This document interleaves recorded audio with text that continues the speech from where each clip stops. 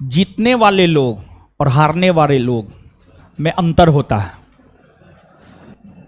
Result जिसका होना है और रिजल्ट जिसका नहीं होना है उसमें अंतर होता है, अंतर होता है।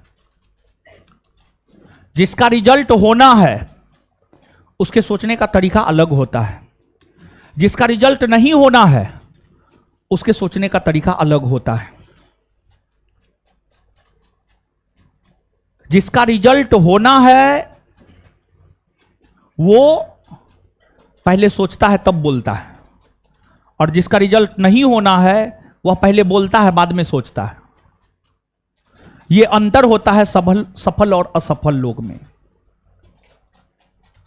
इसके अलावे सफल और असफल लोग में और भी बहुत सारे अंतर होते हैं। सफल लोग हमेशा सकारात्मक बात करेगा, असफल होने वाले लोग हमेशा नकारात्मक बात करेगा। सफल लोग हमेशा मेहनत के बारे में सोचेगा और असफल होने वाले लोग हमेशा परिणाम के विषय में सोचेगा, परिणाम के विषय में सोचेगा। मतलब वो सोचेगा रिजल्ट होगा या नहीं होगा। जो असफल होने वाले हैं वो सोचेगा रिजल्ट होगा या नहीं होगा, और जो सफल होने वाले हैं वो ये सोचता है कि हम अगर 10 घंटा पढ़ रहे हैं तो हम 12 घंटा कैसे पढ़ेंगे। ये सब अंतर होता है सफल और असफल होने वाले लोगों में। और एक बात आप जान लीजिए, हम हमेशा बोलते हैं, ये बात हम 2017 से बोल रहे हैं और 2017 से लगातार हम बोल रहे हैं, आपकी सफलता में सबसे बड़ा योगदान आपके स्वयं का होता है, आपकी असफलता में भी सबसे बड़ा योगदान आपके स्वयं का होता है।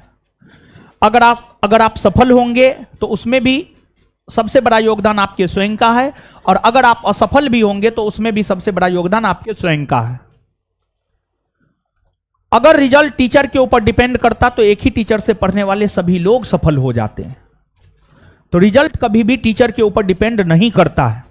हम ही है, बताइए, हॉस्टल में 50 गो लड़का है, उसको जितना बोले हैं, इधर 2-3 दिन हम थोड़ा ज्यादा व्यस्त थे तो हम नहीं जा पाए, समझ गए, थोड़ा पब्लिकेशन के काम में, थोड़ा कहीं जाना भी था, गेस्ट भी आ गया, तो कई सारी चीजें हो गई, तो 2-3 दिन हम हॉस्टल नहीं जा सके। और 2-3 दिन में सब चीज खत्म कर दिया, सब 50 लड़का सब चीज खत्म कर दिया। मतलब उसको जो भी दिशा निर्देश दिए थे, सेट मारना है, फलना करना है, चिल्ला करना है, ढेकना करना है, सब चीज खत्म कर दिया 2 से 3 दिन में। देखिए, जो काम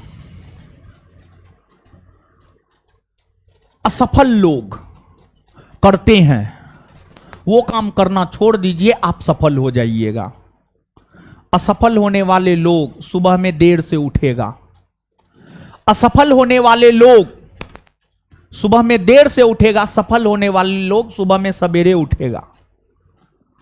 असफल होने वाले लोग हमेशा बहाना बनाएगा, सफल होने वाले लोग अपना एक रीजन ढूंढ लेता है, रीजन ढूंढ लेता है।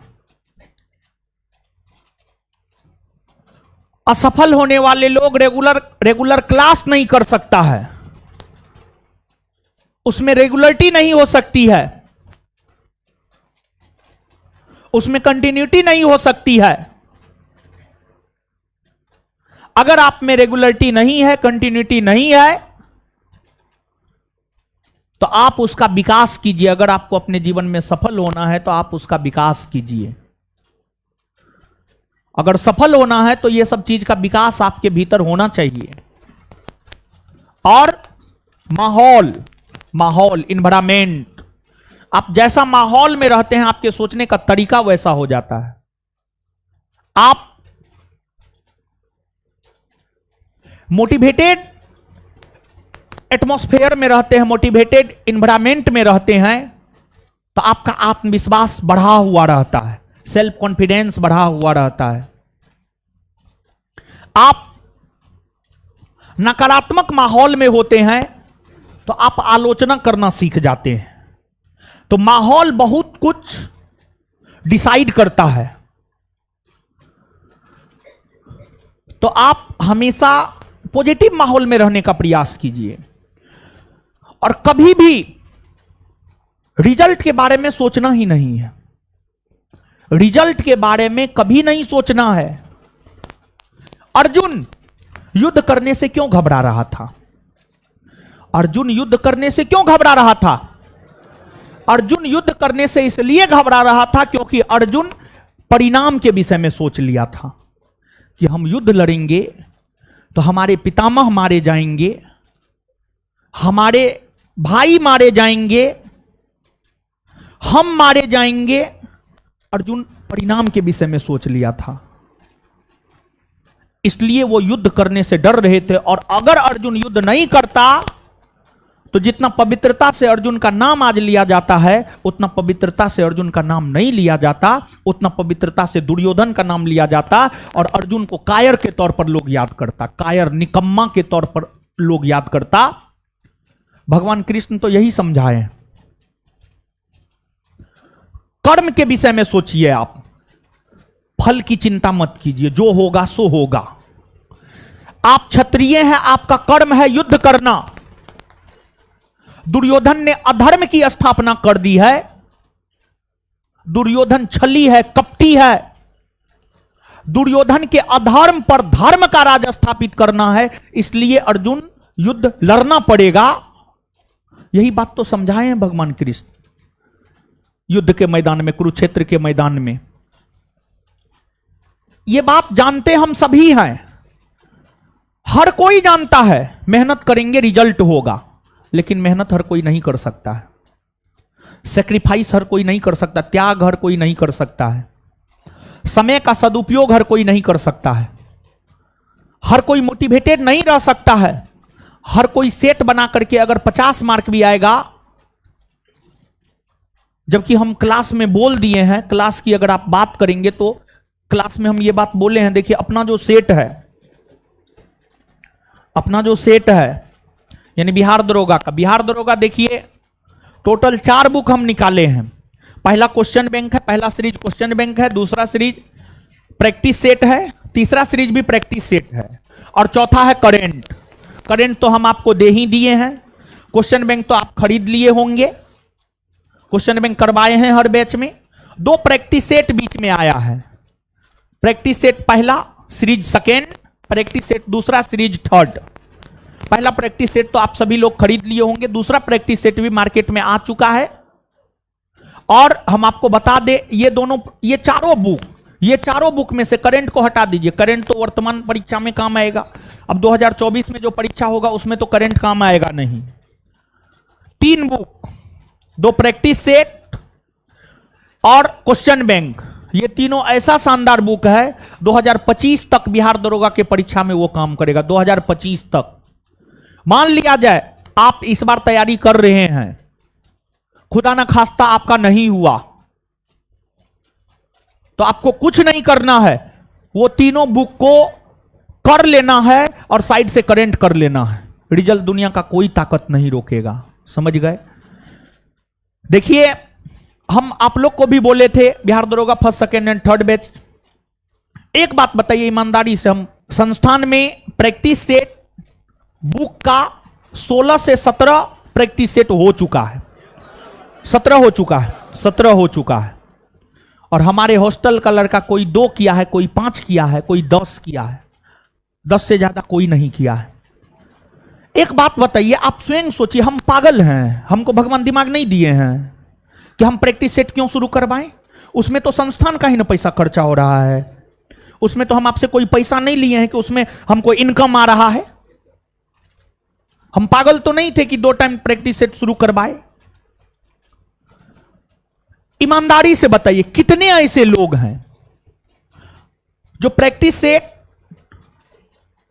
के 17 सेट कर लिए हैं? मां कसम है, 17 सेट कर लिए। देख लीजिए, हाथ खड़ा कीजिए, देख लीजिए, गिने चुने लोग हैं, देख लीजिए, गिने चुने लोग हैं। और इसलिए सफलता भी गिने चुने लोगों को ही मिलता है, हर किसी को सफलता नहीं मिलता है। आप हमारे दिशा निर्देश को माने हैं कि आपको सफलता मिलेगा? जो इंसान पहला क्लास से लेकर लास्ट क्लास तक मेरा दिशा निर्देश मानेगा, उसके सफलता को दुनिया का कोई ताकत नहीं रोकेगा, उसको सफल होने से कोई नहीं रोकेगा। लेकिन सच यह है कि हर कोई हमारे बात को मान ही नहीं सकता है। सच यह है कि हर कोई उतना घंटा पढ़ ही नहीं सकता है।